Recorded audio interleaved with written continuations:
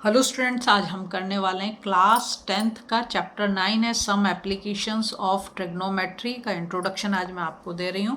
इसमें बहुत ज़्यादा कुछ नहीं है, छोटा सा चैप्टर है और बहुत कुछ तो आप इससे पहले वाले में जो चैप्टर 8 था इंट्रोडक्शन टू ट्रिग्नोमेट्री में हम कर चुके हैं। इसमें कुछ नई टर्म्स हैं जो इससे पहले आपने नहीं सुनी होंगी। सबसे पहले मैं उन्हें आपको इस डायग्राम की हेल्प से बताती हूँ। एक आएगा इसमें term angle of elevation. Angle of elevation क्या होता है, देखो समझो, ये एक ट्राइंगल है या ऐसे समझो, ये वाली जो लाइन है इसे हम बोलते हैं हॉरिजॉन्टल लाइन। क्या बोलेंगे? Horizontal line. ठीक है, ये बिल्कुल आपके आँख के सामने, अगर आप यहाँ पर, आपकी आँख है, ये आपकी आँख है सपोज करो, ठीक है, तो ये बिल्कुल इसके सामने होगी। अब कोई चीज़ ना टॉप पे रखी हुई, एक बिल्डिंग के ऊपर कोई फ्लैग लगा दिया, कुछ भी लगा दिया, तुम समझ लो यहाँ पे बिल्डिंग के टॉप पे हमने कुछ लगा दिया, या पोल के ऊपर कुछ लगा दिया, टावर का टॉप है ना, ऐसे बोलेंगे। तो आप यहाँ से देख रहे हो, तो आप ऑब्जर्वर हो, आप यहाँ से देख रहे हो, ऑब्जेक्ट कहाँ है आपका? टॉप पे। तो आप हमेशा क्या देखोगे? ऊपर की तरफ देखोगे, आपका सिर कहाँ? ऊपर की तरफ उठेगा। तो ये जो एंगल बनेगा इसे बोलते हैं एंगल ऑफ एलिवेशन। ये जो एंगल बनेगा इसे क्या बोलेंगे? Angle of elevation. और जिस लाइन पे आप देख रहे हो, ये वाली जो लाइन है जिसको मैं अब रेड कर रही हूँ, इसे हम बोलते हैं लाइन ऑफ साइट। क्या बोलेंगे? Line of site. क्या बोला मैंने? कि ये तो हो गया आपकी हॉरिजॉन्टल, आपकी आंख के सीध में जो लाइन है वो हॉरिजॉन्टल लाइन है। और आप ऊपर की तरफ जब देख रहे हो, किसी ऑब्जेक्ट को देख रहे हो, कुछ भी रखा हुआ है, तो टॉप की साइड जब आप देख रहे हो तो आपका सिर ऊपर की तरफ उठेगा और ये जो लाइन बनेगी ये होगा लाइन ऑफ साइट। और ये आपकी हो गई वर्टिकल लाइन। ठीक है, वर्टिकल लाइन हमारी हमेशा क्या होगी? इसे हम बोल देते हैं हाइट। किसी भी चीज़ की हाइट बोलेंगे। और ये जो हमारा क्या कहना चाहिए, जो भी है उसका फुट। ठीक है, और ये ग्राउंड, तो ग्राउंड तो हो गया हमारा हॉरिजॉन्टल लाइन, और ये हो गई लाइन ऑफ साइट, और ये होगा। ठीक है, तो मैं इसके बारे में क्या लिख रखा है, वो बुकिश लैंग्वेज अगर कुछ समझ नहीं आता, इसलिए पहले मैंने बोल दिया।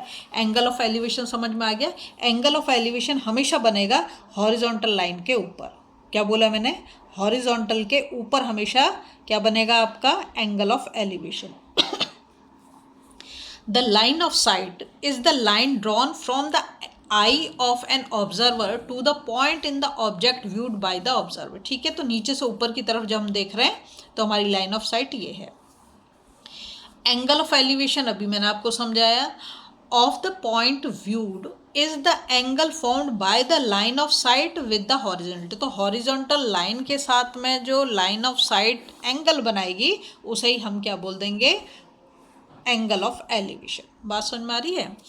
अब देखो, when the object being viewed is above the horizontal level, that is the case when we raise our head to look at the object is also shown in the diagram that we have to assume a horizontal level at our eyes। इतनी चीज clear हो गई। अब दूसरा आता है angle of depression. बहुत easy है, कुछ मुश्किल नहीं है। देखो बिल्कुल ऐसा ही मैंने ट्राइंगल बनाया। अब हमारी आँख कहाँ पर है? यहाँ पर हमारी आँख है। ठीक है, और ऑब्जेक्ट कहाँ है? ऑब्जेक्ट हमारा यहाँ पर मैं लिख देती हूँ, ऑब्जेक्ट है तुम्हारा। आँख तुम्हारी कहाँ पर है? यहाँ पर है। ऑब्जर्वर यहाँ पर है। तो अब हम जो देखेंगे, टॉप पे हैं हम इस समय। समझो कि तुम अपने घर की ऊपर वाली फ्लोर पे खड़े हो और नीचे की तरफ कुछ देख रहे हो, आपके स्कूटर रखा है या और भी कुछ सामान हो सकता है, तो आप ऊपर से नीचे की तरफ देख रहे हो। तो लाइन ऑफ साइट क्या होगी? ये वाली लाइन ऑफ साइट हमेशा कैसी होगी? स्लांटिंग होगी। ठीक है, स्लांट लाइन बनेगी। ठीक है, और ये आपका टॉप है तो ये कैसे होगा? तो वर्टिकल होगा, तो ये आपकी हाइट मानी जाएगी जब वर्टिकल है तो। ठीक है, 90 डिग्री पे होगा हमेशा। और ये क्या हो गया? ये जो ग्राउंड लेवल है ये हमारी, अब यहाँ पर जब हम हॉरिजॉन्टल की बात करें तो हॉरिजॉन्टल लाइन हमारी ये होगी। क्या हो गई? हॉरिजॉन्टल लाइन हमेशा आँख के सामने। ठीक है, ये तुम्हारी हॉरिजॉन्टल लाइन हो गई, ये लाइन ऑफ साइट हो गई, और ये दोनों के बीच की डिस्टेंस हो गई। ठीक है, फुट ऑफ ग्राउंड बोलेगा, ऐसे ही बोलेगा, फुट ऑफ द टावर, है ना, या फुट ऑफ द क्या कहना चाहिए तुम्हारा, पोल, ऐसे ही शब्द यूज़ करेगा। फुट का मतलब यहाँ नीचे वाले, ये से और इसके। ठीक है, ये आपका एंगल ऑफ डिप्रेशन ये हुआ। ये क्या हो गया? Angle of diffraction. ये भी ध्यान रखेंगे, देखो इसके और ये तो वर्टिकल लाइन है बीच में, तो इसके और इसके बीच की डिस्टेंस हमेशा कैसी रहेगी? इक्वल। तो ये वाला एंगल जो होगा ये वाला एंगल और ये वाला एंगल हमेशा दोनों इक्वल होंगे। क्यों?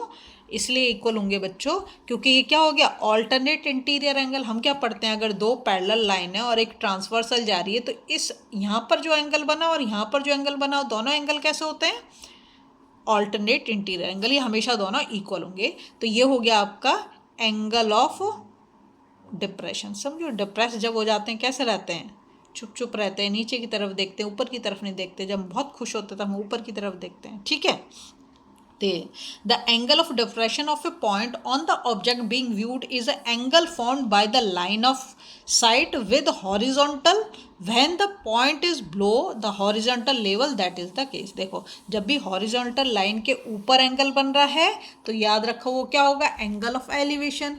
और जब हॉरिजॉन्टल लाइन के नीचे एंगल बन रहा है तो वो होगा एंगल ऑफ डिप्रेशन। ठीक है, इतनी चीज़ क्लियर। अब मैं आपको बताती हूँ, दो क्वेश्चन लेती हूँ जिससे आपको सब चीज़ बिल्कुल क्लियर हो जाएंगे, जो भी डाउट होगा उसमें कोई डाउट नहीं रहेगा। यहाँ पर दे रखा है a circus artist is climbing a 20 metre long rope. एक सर्कस आर्टिस्ट है, वो एक रोप पे चढ़ रहा है। रोप की लेंथ कितनी दे रखी है, 20 metre long, which is tightly stretch and tied from the top of a vertical pole. ये तुम्हारा पोल है, वर्टिकल तो ये 90 डिग्री पे है ना, ये तुम्हारा पोल है, टू द ग्राउंड। ठीक है, find the height of the pole, find the height of the pole if the angle made by rope with the ground level is 30 degree. तो ये हमारी रोप है, ये क्या है, हमारी रोप। ठीक है, ये कितना ग्राउंड लेवल पे कितना एंगल बता रही है, 30 डिग्री। ठीक है, बात समझ में आ गई। ये हमारा पोल हो गया, ये इन दोनों के बीच की डिस्टेंस हो गई। अब हमें यहाँ पर जो दे रखा है, एक तो हमें रोप की लेंथ दे रखी है, दे रखा है a circus artist is climbing के 20 मीटर लॉन्ग रोप। तो ये 20 मीटर तो हमारी रोप की लेंथ हो गई। ठीक है, और एक हमें ये चाहिए, हमें एक मतलब एंगल मिल जाए और एक कोई भी, या तो डिस्टेंस दे, ये हाइट दे दे या डिस्टेंस दे दे या एंगल दे दे, उस कुछ भी एक चीज़ दे दे तो हम क्वेश्चन को आसानी से सॉल्व कर पाएंगे।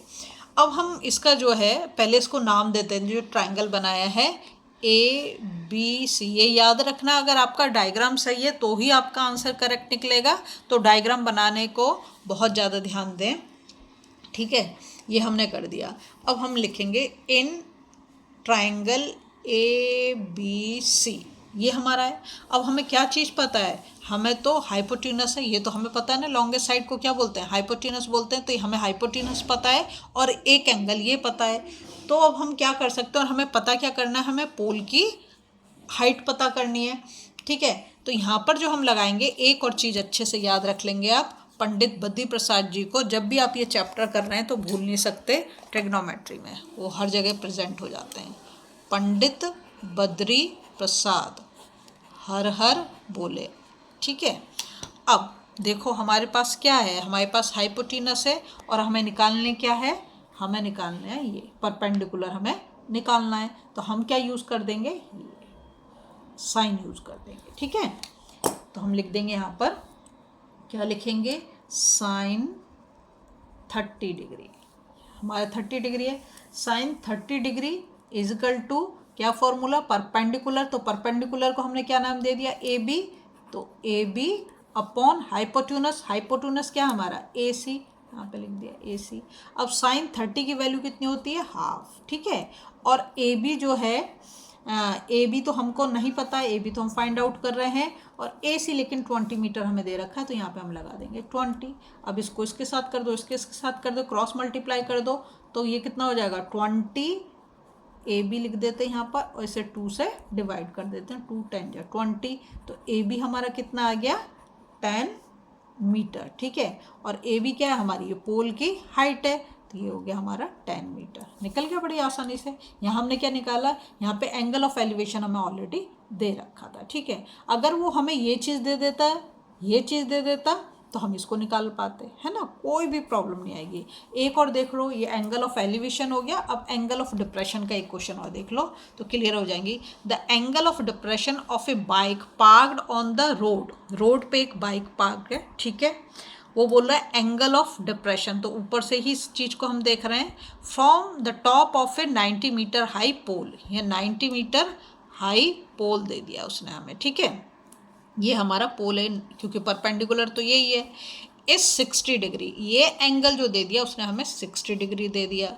The distance of the bike from the pole, क्या पूछ रहा है कि बाइक की डिस्टेंस पोल से कितनी होगी, ये हमसे उसने इस क्वेश्चन में पूछ लिया। अब जब वो डिप्रेशन की बात कर रहा है, यहाँ पे बोला द एंगल ऑफ डिप्रेशन, तो हमारा एंगल तो यहाँ से बनने वाला है, क्योंकि ये तो यहाँ पर है, ऑब्जर्वर यहाँ पर है, ठीक है, और ऑब्जेक्ट हमारा बाइक जो यहाँ पर है, वो टॉप पर है, और ये यहाँ पर है, ठीक है, ग्राउंड पर है। तो ये 60 डिग्री है, मैंने आपको बताया अभी इंट्रोडक्शन में कि ये एंगल और ये एंगल कैसे होंगे, दोनों इक्वल होंगे। दोनों एंगल कैसे होंगे, इक्वल। तो एंगल ऑफ डिप्रेशन की बात कर रहा है, क्यों, क्योंकि ये ऑल्टरनेट इंटीरियर एंगल्स हैं, ठीक है। तो अब हम इसमें लिख देंगे, पहले तो हम क्या करेंगे, इसका नाम दे देते हैं, ये हमारा ए, ये हमारा बी, और ये हमारा सी, ठीक है, इसका हमने नाम दे दिया। इसको तुम डी देना चाहो दो, मत दो, कोई फ़र्क नहीं पड़ रहा। ये हमारा 90 मीटर हमारा परपेंडिकुलर हो गया, ठीक है। अब हम इसमें फॉर्मूला लगाएंगे, तो सबसे पहले तो हम लिख देंगे angle D C B, angle D C B equals to, मैंने बोला डी सी बी है ना, तो किसके इक्वल होगा, सी बी ए के, एंगल सी बी ए है ना। क्यों लिख देंगे, ऑल्टरनेट इंटीरियर एंगल्स, ठीक है। अब इसमें हम क्या लगा सकते हैं, देखो हमें ये डिस्टेंस पूछा है, फिर पंडित बद्री प्रसाद जी को हमें याद करना पड़ेगा, पंडित बद्री प्रसाद हर हर बोले, ठीक है। यहाँ पर हमारे पास क्या है, परपेंडिकुलर तो है, और हमें निकालना क्या है, हमें बेस निकालना पड़ेगा, है ना, यही तो बेस हुआ उसका। तो हम पंडित बद्री प्रसाद जी को ले लेते हैं यहाँ पर।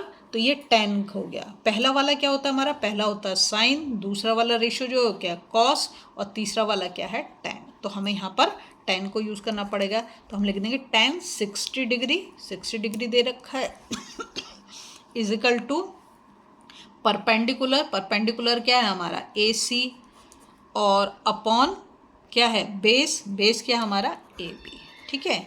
और tan 60 की वैल्यू जो होती है √3 होती है, तो यहाँ पर मैं √3 लगाऊंगी, और ये जो पोल की हाइट दे रखी है 90 दे रखी है, और AB तो हमें फाइंड आउट करना है, ठीक है। तो देखो AB को अगर मैं इधर ले जाऊँ, तो AB is equal to 90 upon √3। आप इस चीज़ का हमेशा ध्यान रखेंगे कि अगर आपका डिनोमिनेटर रूट में आ रहा है तो आपको उसको ऐसे नहीं छोड़ना, इसको रेशनलाइज करना पड़ेगा, जो आप 9th क्लास में सीख चुके हो। तो 90 अपॉन √3, तो रेशनलाइज कैसे करेंगे, जो हमारे नीचे वाली वैल्यू दे रखी है उससे ऊपर नीचे हम दोनों जगह पर मल्टीप्लाई कर देंगे। तो अब क्या हो गया, 90 अपॉन 3, और ये हो गया √3 को √3 से मल्टीप्लाई करें, 3 से कर सकता है, 3 जा 9, और ये 0, तो हमारा आंसर क्या आ गया 30√3। क्या आ गया हमारा AB मतलब क्या हमारा बेस, मतलब दोनों के बीच की जो डिस्टेंस आई 30√3 मीटर, ठीक है। अगर आपको वीडियो पसंद आ रही प्लीज़ लाइक शेयर सब्सक्राइब कर दें, फॉलो जरूर।